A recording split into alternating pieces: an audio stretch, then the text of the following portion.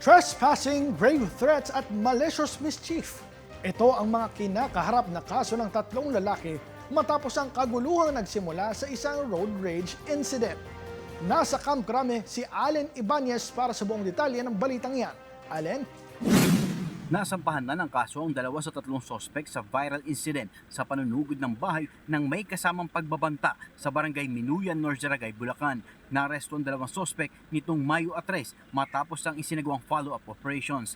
Ayon kay Bulacan Provincial Police Office, Provincial Director Colonel J. Baybayan, nagsimula ang pagsugod ng mga sospek sa bahay ng biktima matapos magkaroon ng gitgitan sa kalsada sa pagitan ng biktima at ng mga sospek na nakasakay ng motorsiklo.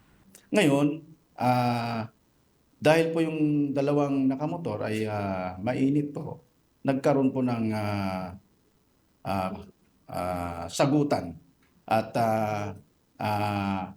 nagpasipay naman itong kapatid at sinabi niya na ayusin na lang sa barangay yung insidente.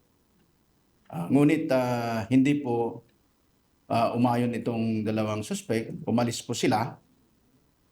At akala po naman itong mga biktima ay okay na po yung insidente. Matapos ang insidente na akala ng mga biktima ay okay na, dito na sumugod sa kanilang bahay ang mga sospek kasama na ang isa sa resback na may dalang baril.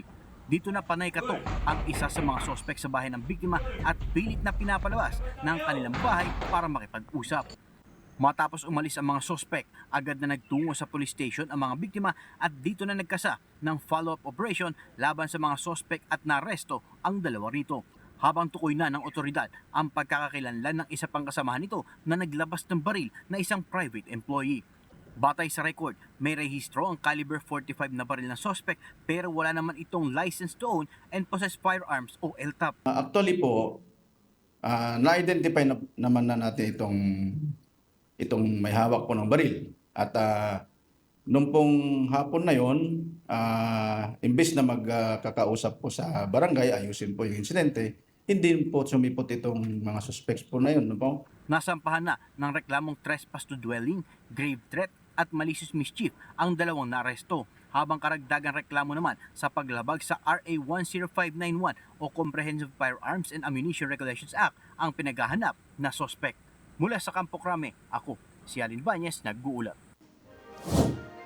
Maraming salamat sa iyo, Allen Ibanez.